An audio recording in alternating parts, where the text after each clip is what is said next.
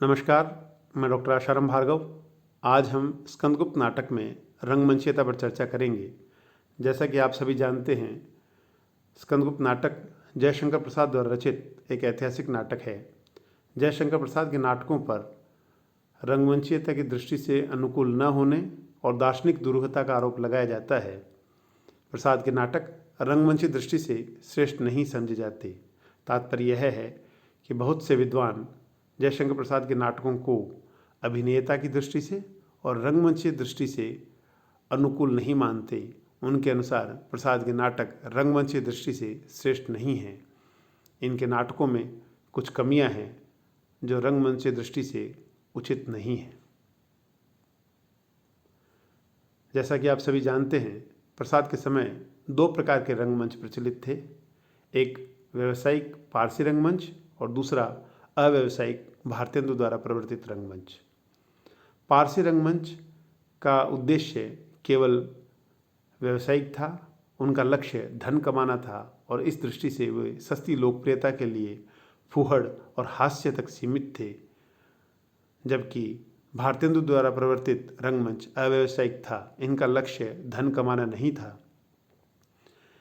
इन रंगमंचों द्वारा खेले गए नाटक शुद्ध साहित्यिक कहे जा सकते हैं।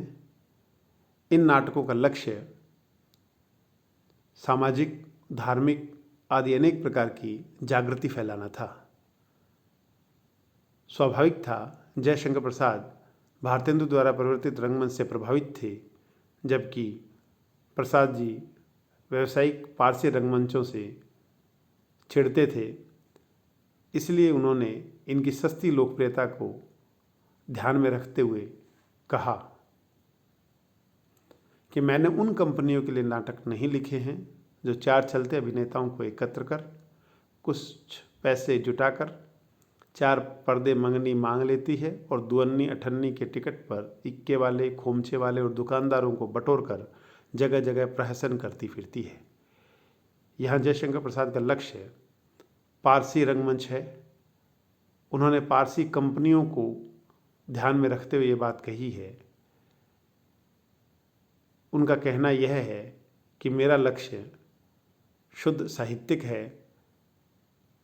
साहित्य में रुचि रखने वाले दर्शक और पाठक ही मेरे नाटक को समझ सकते हैं। मैंने आमजन या सस्ती लोकप्रियता और फूहड़ हास्य को आधार मानकर नाटक रचने वाली कंपनियों की तरह नाटक नहीं लिखे। जयशंकर प्रसाद के स्कंदगुप्त नाटक में रंगमंचयता की दृष्टि से कुछ कमियां दिखाई देती है, जो इस प्रकार है। पहली कमी विस्तार है।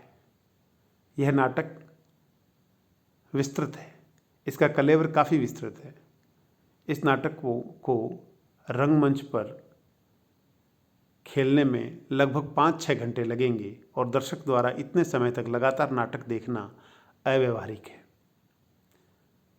विस्तृत कलेवर के साथ साथ इस नाटक में दृश्यों की संख्या भी अधिक है। कथा वस्तु 33 दृश्यों में प्रस्तुत है और इतने दृश्य परिवर्तन में समय व्यतीत होता है जिससे दर्शक का नाटक के साथ तादात्म्य नहीं हो पाएगा। उसके तादात्म्य में बाधा उत्पन्न होगी। 33 दृश्यों में बार बार दृश्य परिवर्तन होगा और दृश्य परिवर्तन के बीच में समय व्यतीत होगा। उस समय व्यतीत के कारण जिस पाठक का या दर्शक का नाटक के साथ जो तादात्म्य है या अभिनेताओं के साथ जो तादात्म्य है, वो तादात्म्य टूट जाएगा और नाटक की रंगमंचयता बाधित होगी। स्कंदगुप्त नाटक की रंगमंचयता पर दृश्य परिवर्तन भी बाधक बनकर आता है। एक दृश्य दूसरे दृश्य से भिन्न है। एक दृश्य सज्जा को समेटकर दूसरी दृश्य सज्जा में अतिरिक्त समय लगेगा। जैसा कि आप सभी जानते हैं, स्कंदगुप्त नाटक में 33 दृश्य है और एक दृश्य दूसरे दृश्य से भिन्न है और एक दृश्य सज्जा को समेट करके दूसरी दृश्य सज्जा करने में अतिरिक्त समय लगेगा और इस अतिरिक्त समय में दर्शक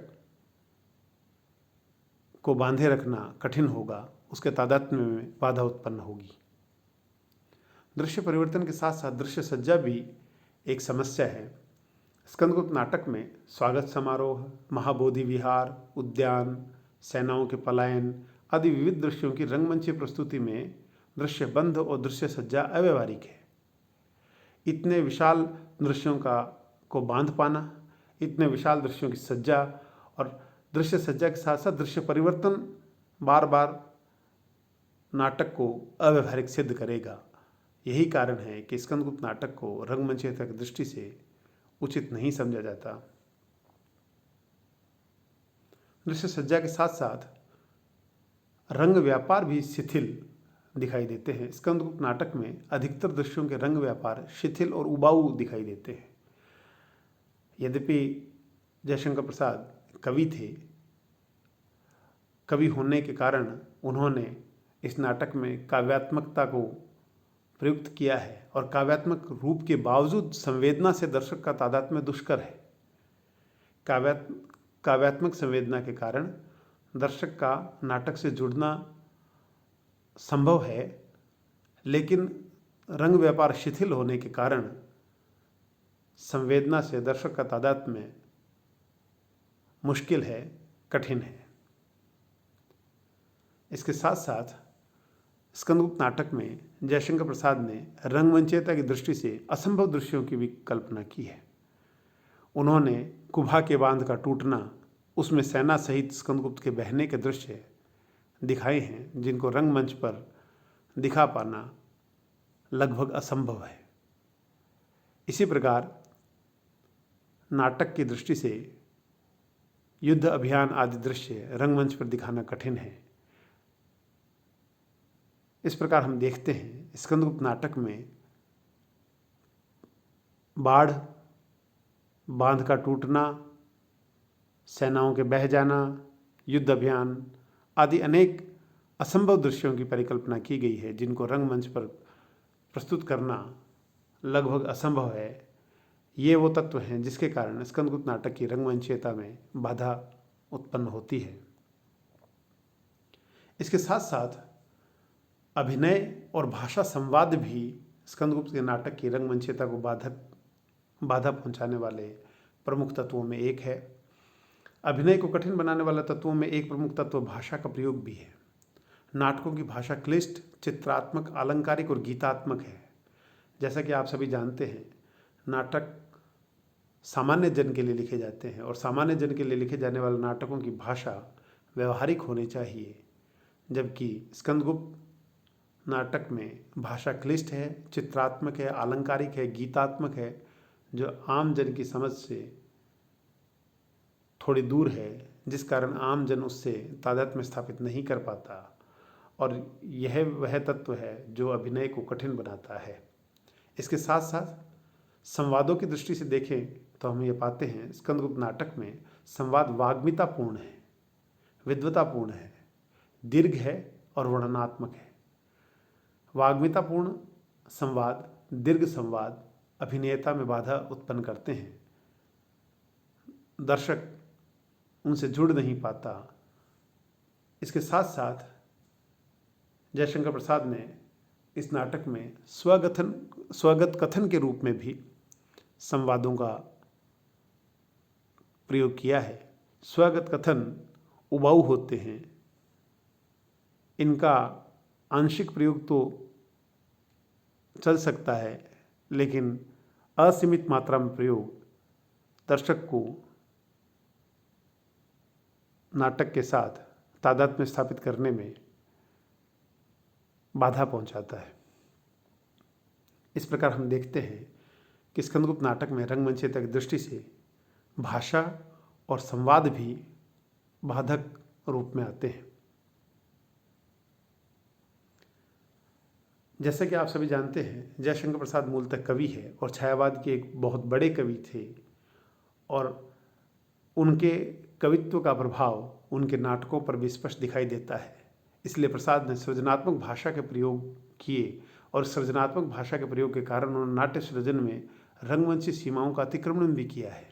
और रंगमंची सीमाओं का अतिक्रमण गीतों के रूप में सामने आता है। प्रसाद मूलतः कवि थे, उनके कवित्व के साथ साथ दार्शनिक दृष्टि से भी श्रेष्ठ विद्वान थे, और उनकी यही दार्शनिकता, उनका यही कवित्व नाटकों में भी आता है।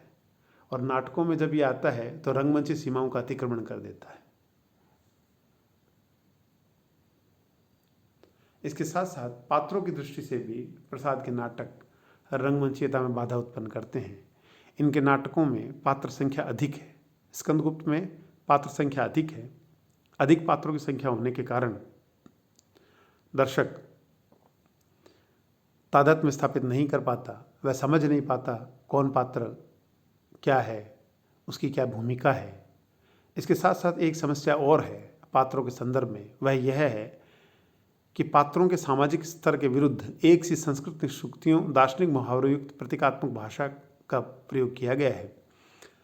ऐसी भाषा के कारण दार्शनिक दुरूहता होती है और दर्शक पात्रों से तादात्म्य में स्थापित नहीं कर पाता और रंगमंचीयता में बाधा उत्पन्न होती है।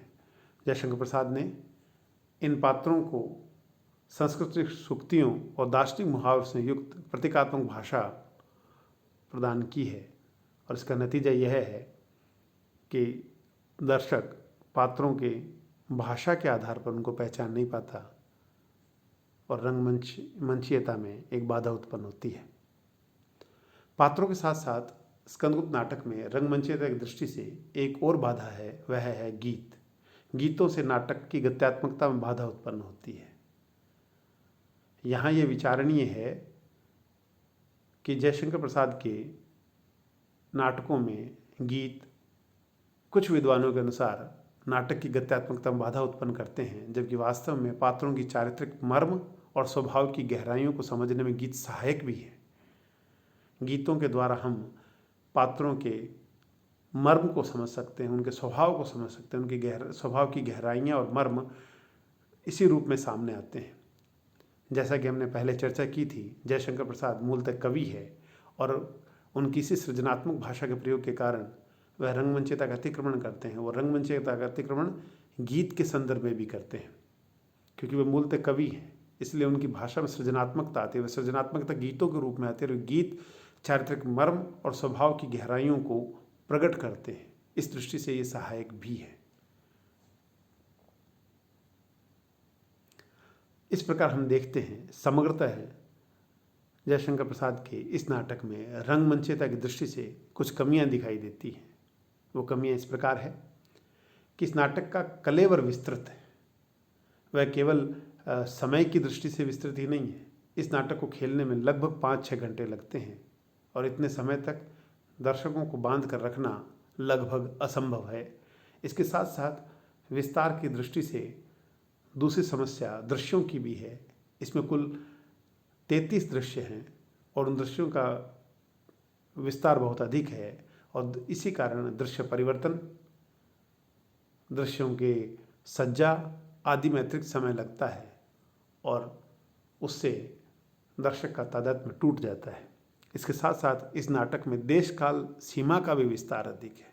काफ़ी लंबे समय को जयशंकर प्रसाद एक नाटक की कथा वस्तु के रूप में समाहित करते हैं, जो कि रंगमंचीयता की दृष्टि से उचित नहीं है। इसके साथ साथ एक कमी पात्र संख्या भी है। जयशंकर प्रसाद के इस नाटक में पात्रों की संख्या अधिक है। पात्रों की संख्या अधिक होने के कारण दर्शक पात्रों को समझ नहीं पाता, उसे समझने में अतिरिक्त समय लगता है।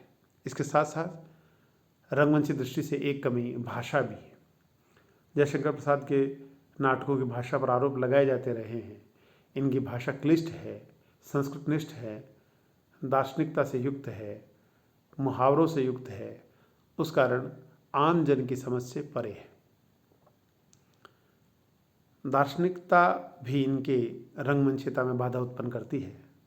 दार्शनिकता और स्वगत कथन ये कहीं न कहीं नाटक और रंगमंच दृष्टि से असफल सिद्ध करते हैं। दार्शनिकता या दार्शनिक दुरूहता के कारण आम जन समझ नहीं पाता और जैसा कि आप सभी जानते हैं, नाटक आम जन के लिए लिखे जाते हैं, नाटक दर्शकों के लिए लिखे जाते हैं।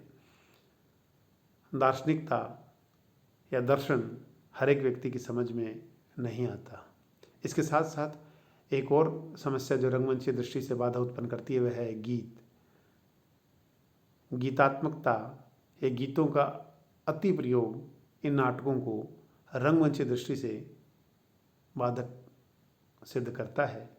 गीतों का जहाँ जहाँ प्रयोग होता है वहाँ वहाँ दर्शक नाटक से तादाद में खो देता है, वह उसमें लीन नहीं हो पाता। इस प्रकार हम देखते हैं कि स्कंदगुप्त नाटक में रंगमंचीयता की दृष्टि से जो कमियां हैं वो है इसका विस्तृत कलेवर, अधिक दृश्य, देश काल सीमा का विस्तार, पात्रों की अधिक संख्या, भाषा की क्लिष्टता, दार्शनिक दुरूहता और गीतात्मकता। ये रंगमंचीय दृष्टि से कमियां हैं, जबकि ऐसा नहीं है कि प्रसाद के स्कंदगुप्त नाटक में रंगमंचीय दृष्टि से केवल कमियां ही कमियां हैं, उसमें कुछ सकारात्मक पक्ष भी है। जयशंकर प्रसाद के इस नाटक में रंगमंचीय दृष्टि से सकारात्मकता या श्रेष्ठता यह है कि इनमें जो दृश्य विधान किए गए हैं वो आकर्षक दृश्य है जो पाठक को जोड़ भी सकते हैं। इस नाटक में वीर और श्रृंगार रस का प्रयोग किया गया है।